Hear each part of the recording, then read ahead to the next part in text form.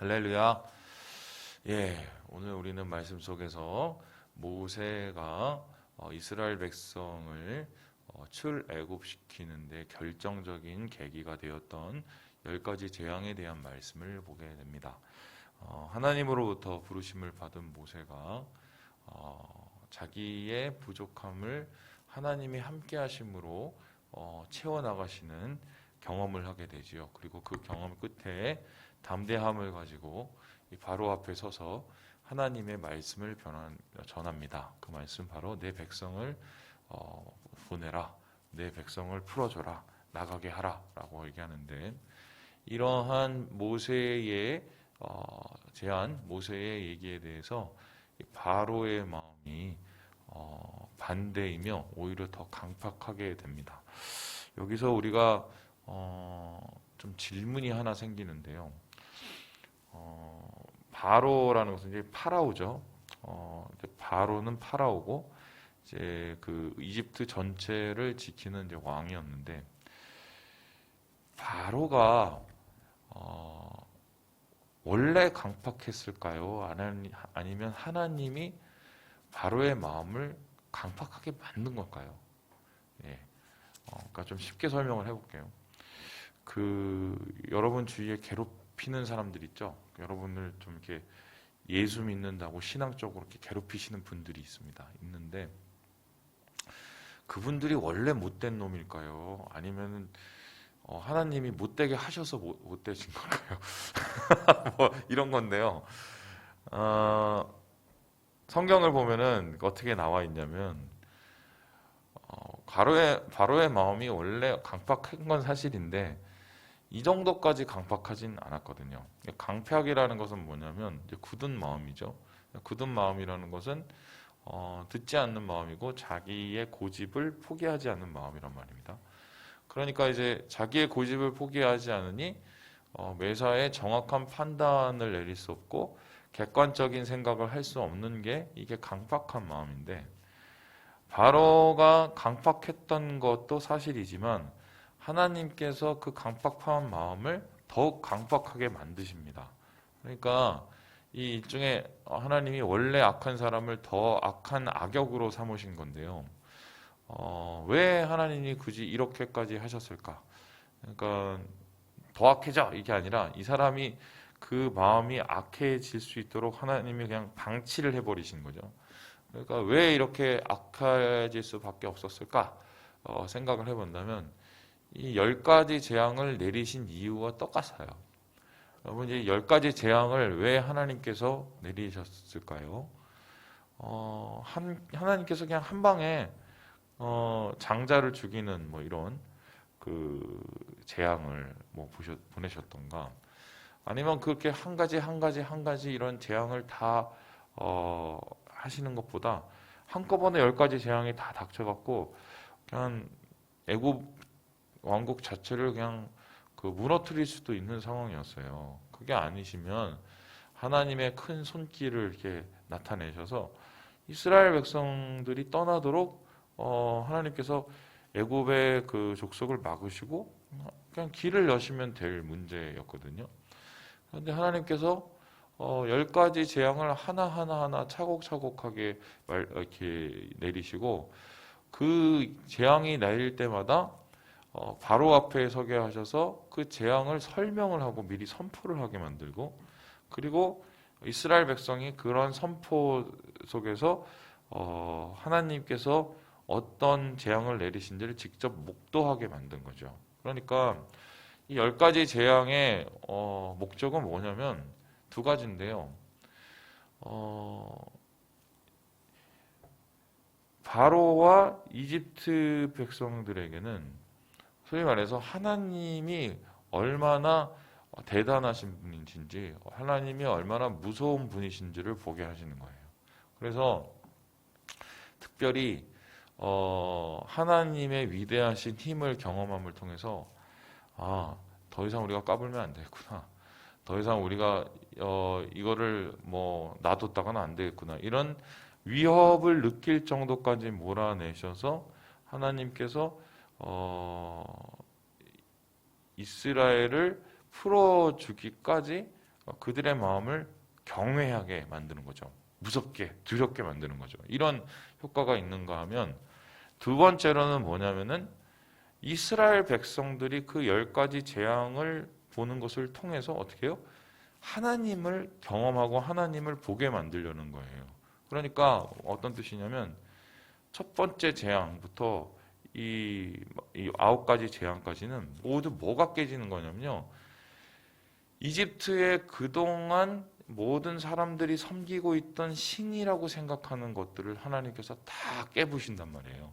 그러면서 하나님은 파리보다 더 위대하신 분, 하나님은 뭐 메뚜기보다 더 위대하신 분, 하나님은 무슨 이 나일 강보다 더 위대하신 분, 하나님은 그리고 그들이 가장 크게 섬기는 라라는 태양신보다 더 위대하신 분.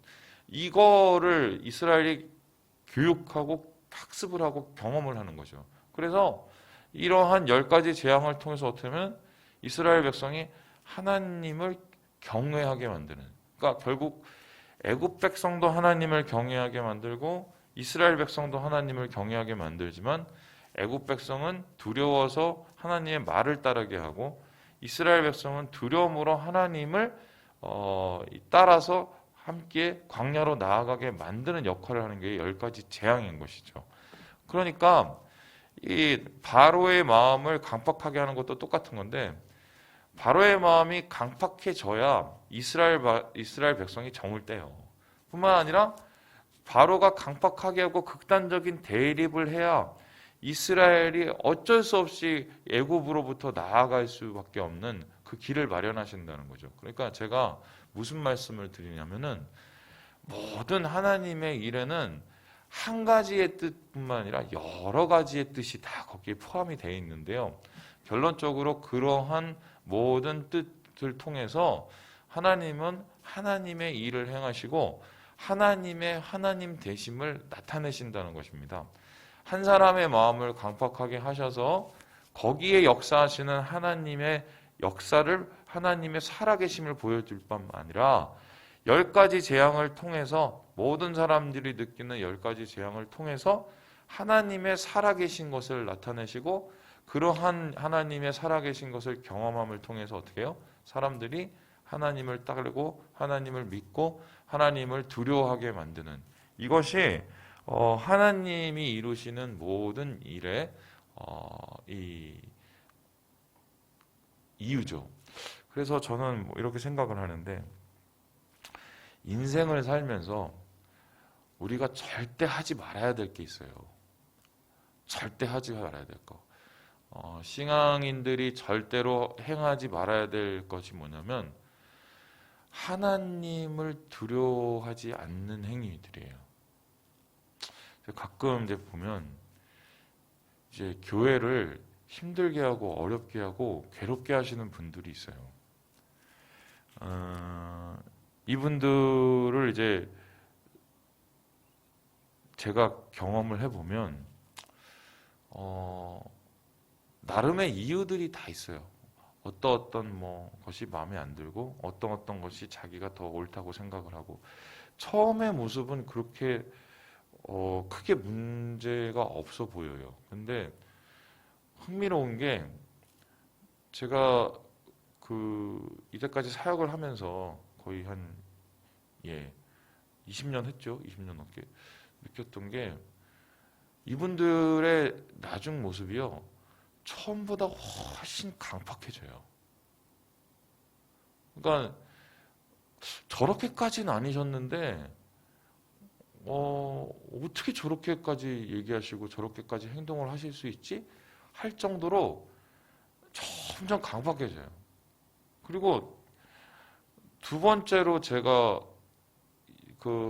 이 분들을 보면서 느꼈던 게 뭐냐면 별로 안 무서워요. 그러니까 어떤 행동을 하면서 이런 행동이 사람들의 마음을 괴롭게 하고 또 교회를 힘들게 할 수 있다는 것을 분명히 알거든요. 그리고 그것이 심지어는 옳지 않은 것도 얘기를 해보면 알아요. 그런데 그런 행동을 그럼에도 불구하고 해요. 그래서 그 이유를 잘 이렇게 여쭤보고 물어보면 이분들이 보기에는 교회에 하나님은 안 보이고 사람들만 보이는 거예요. 그러니까 교회라는 곳이 하나님이 보이게 되면 우리가 하나님에 대한 마음이 두려움을 통해서 그런 것들을 함부로 행하지 못하잖아요. 근데 교회가 사람만 있는 곳으로 보이는 거예요. 그러니까 교회 속에서 그러한 사람만 바라보니 사람의 행동을 해요. 하나님을 두려워하지 않는 행동들을 해요. 그래서 이 선은 정말 넘어서는 안 되는데 그런 선까지 다 넘어서게 돼요. 그게 장로님일 수도 있고 집사님일 수도 있고 권사님일 수도 있고 심지어는 그게 목사님일 수도 있어요. 목사님이면 더 심각한데요. 뭐 이런 거 있죠. 야, 어떻게 하나님도 두렵지 않나? 어떻게 저런 행동을 하죠, 목사님? 이런. 근데 그분들의 공통적인 특징이 뭐냐면 안 듣고 안 무서워해요. 점점 더 그게 심각해져요. 그래서 제가 나중에 그런 것들을 다 경험하면서 느꼈던 게 뭐냐면 하나님을 바라보지 않고 사람만 바라보면 저렇게 사람이 변하는구나.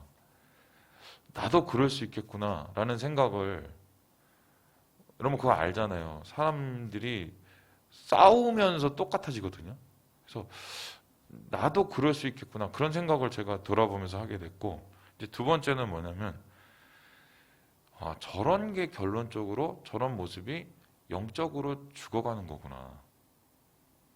우리가 한 행동과 한 역사를 통해서 하나님을 바라볼 수 있으면 겸손하고 낮아지고 우리가 하나님 안에서의 거룩을 그래도 유지하려고 몸부림을 치잖아요. 그런데 하나님 살아계심을 보지 않고 사람만 보이고 뭐 돈만 보이고 물질만 보이고 보이는 것만 보이면 사람은 경망스러워져요. 지금 오늘 그 바로가 바로 대표적인 그 모습인데요. 오늘 바로가 오늘 이렇게 얘기를 하지 않습니까? 우리 함께 29절의 말씀을 28절의 말씀을 같이 한번 읽어보겠습니다. 28절입니다. 시작. 바로가 모세에게 이르되 너는 나를 떠나가고 스스로 삼가 다시 내 얼굴을 보지 말라. 내가 내 얼굴을 보는 날에는 죽으리라. 이 사람은 이 나라가 이 지경이 됐음에도 불구하고 끝까지 무슨 생각을 하면 자기 자존심만 생각을 해요. 야, 니네들 나가게 되더라도 가축은 안 내어놓고 가. 그래야 내 위신은 서지. 그래야 뭐 내가 할 말이 있잖아.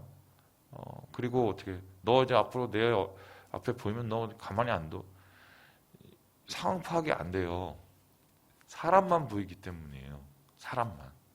그래서 결론적으로 이러한 이 바로의 이야기는요, 결론적으로 바로를 멸망하게 만드는 이유가 됩니다. 그러니까 바로는 자기가 파놓은 이 고집, 자기가 파놓은 강박함에 그 무덤에 스스로 무너지게 되고, 그 무덤에 스스로 무너져서 자기의 아들과 자기의 백성을 잃어버리게 되는, 심지어 자기의 군대도 완전히 처참하게 무너지게 되는 그러한 이 교만의 끝을 달리게 되죠.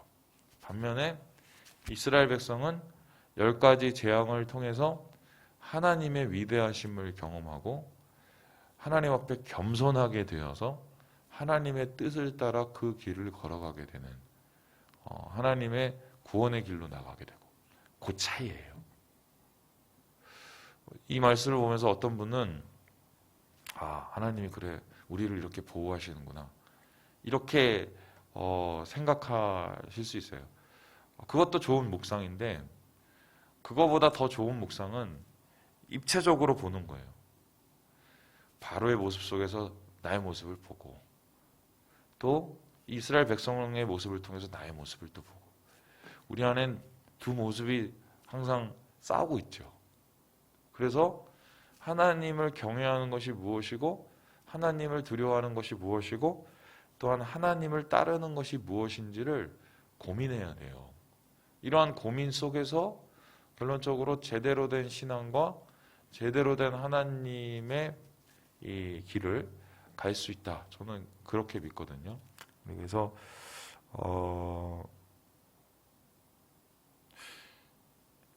코로나 속에서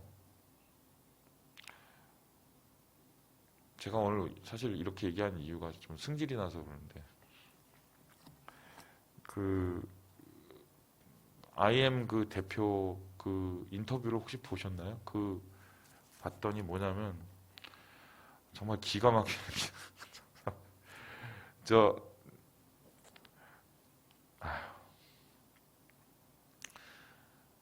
저희 교회에 지금 확진자가 한 분도 안 계세요. 예. 이게 너무 감사한 일이잖아요. 그렇죠? 근데 제가 여러분 광고 시간이나 아니면 여러분에게 개인적으로라도 우리 교회에 확진자가 없어서 참 하나님이 우리를 특별히 지키시고 하나님이 우리를 더 특별히 사랑하십니다. 이렇게 얘기한 적이 있나요? 제가? 그래서 어떤 상황이어도 하나님이 우리를 지키십니다. 전 그렇게 얘기한 적이 없거든요. 저는 이 상황을 어떻게 바라보냐면 한편으로는 참 너무 감사하고 한편으로는 또 두렵고 한편으로는 또 하나님 앞에 되게 죄송해요. 참 우리가 뭔데 하나님께서 이렇게 부족한 우리들을 이렇게 이 상황까지 이끌어 주시고 지켜 주셨는지 참 그게 감사하고 우리가 하나님 앞에 참 부족한 모습인데도 불구하고 하나님이 그런 은혜를 주신 게 참 제가 죄송스럽고 막 이런 마음이 있어요. 그래서 하나님 앞에 정말 은혜 앞에 설 뿐이라는 생각이 있는데 이제 그 대표분이 말씀하시기를 코로나 때 학교를 했더니 하나님이 기적적으로 다 해주셔서 모든 게 다 일이 잘 되고 오히려 학교를 하니까 통제를 안 받고 이런 정말 말도 안 되는 일로 이 하나님의 영광을 가린 거 아니에요.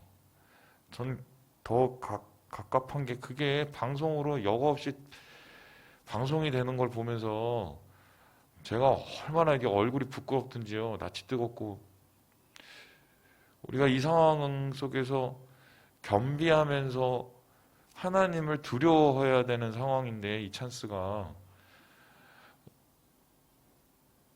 근데 이게 마치 우리가 특별한 사람인 양 바라보면서 이 상황을 얘기하는 것 자체가 저는 진짜 너무 마음이 그랬어요. 제가 그걸 보면서 혹여나 여러분 마음에 그런 생각이 있다면 지우세요.